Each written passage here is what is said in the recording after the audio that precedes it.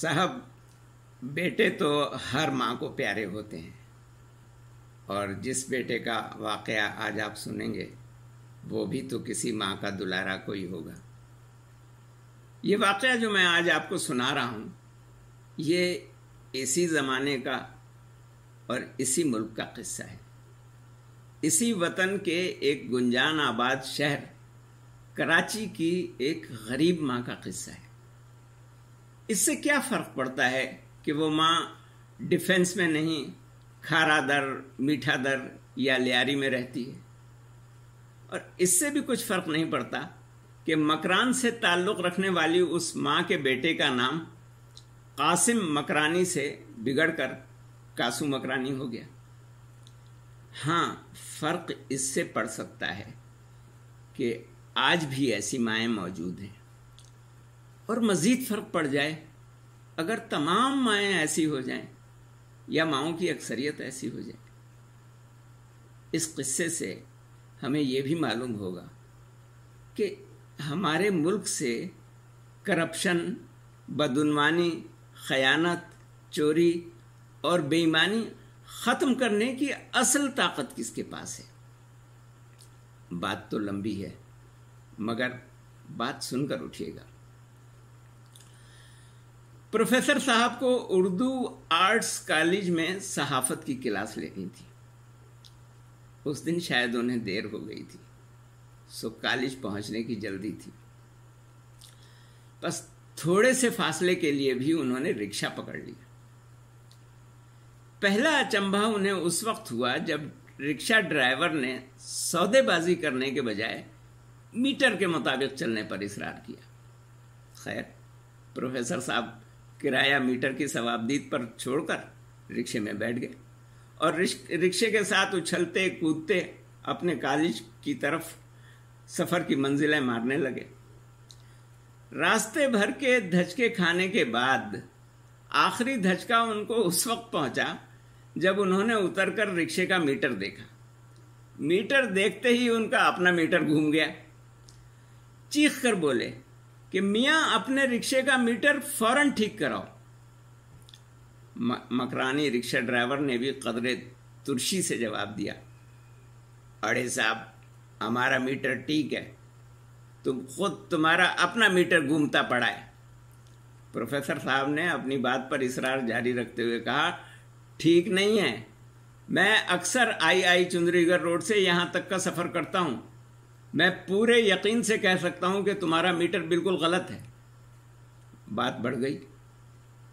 Driver ने यह बकबक झकझक खत्म करने के लिए कहा, अरे प्रोफेसर साहब, अगर तुम समझता है हमारा मीटर खराब है तो अमका न खराब को 10 रुपए कम दे दे हमने। प्रोफेसर साहब ये सुनकर तो चिंगाड़ ही पड़े।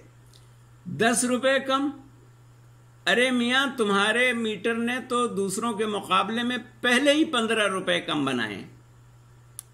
अब जरा ड्राइवर की जान में जान आई, पर अब भी उसका इसरार यही था कि उसका मीटर सही है, दूसरों के मीटर गलत हैं। सबों ने अपने मीटर तेज करवा रखे हैं। जल्दी जल्दी रकम के आदाद गिराने के लिए, अरे प्रोफेसर साहब, मीटरों में डबल गरारी लगाया हुआ है। रिक्शे के मीटर के अंदर रकम के आदाद गिराने के लिए जो गेयर्स लगे होते हैं, उसको रिक्शा ड्राइवर साहब ने गरारी करार दिया। प्रोफेसर साहब के पुरजोर इसरार पर भी उसने जायद किराया नहीं लिया। किराया अदा करके कॉलेज के गेट के सिमत बढ़ते हुए प्रोफेसर साहब ने उसे अपना मुफ्त मशवरा भी दे डाला, मियाँ, तुम भी अपना मीटर तेज करवा लो। जब सबने अपने अपने मीटर तेज करवा रखे हैं तो आखिर अकेले तुम ही क्यों नुकसान उठाओ।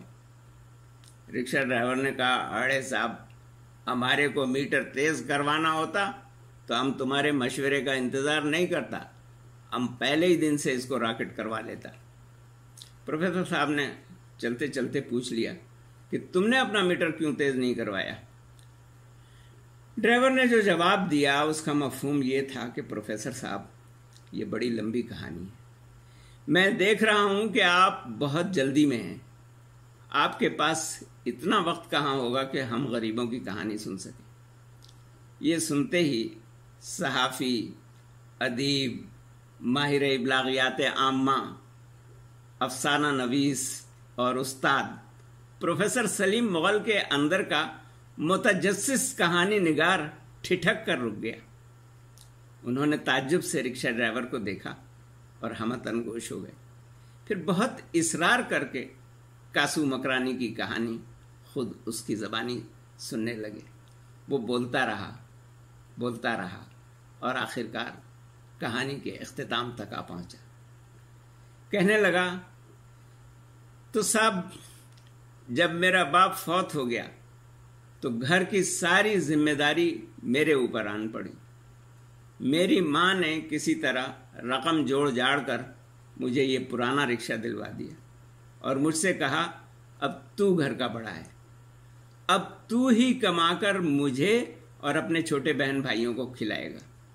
फिर साहब, जब मैं पहली बार रिक्शा लेकर घर से निकल रहा था तो मेरी माँ ने मुझे अपने पास बुलाया, मेरे सर पर हाथ फेरा, मेरा माथा चूमा और मुझसे एक ऐसी बात कही जो तीर की तरह मेरे दिल में उतर गई।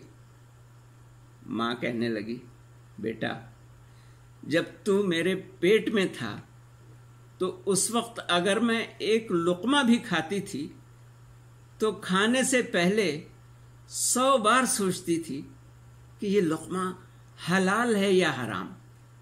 जो नन्ही सी जान मेरे पेट में परवरिश पा रही है उसे मैं हलाल खिला रही हूं या हराम। तो बेटा, जब तू मेरे बस में था तो मैंने हराम का एक जर्रा भी तेरे जिस्म में जाने नहीं दिया।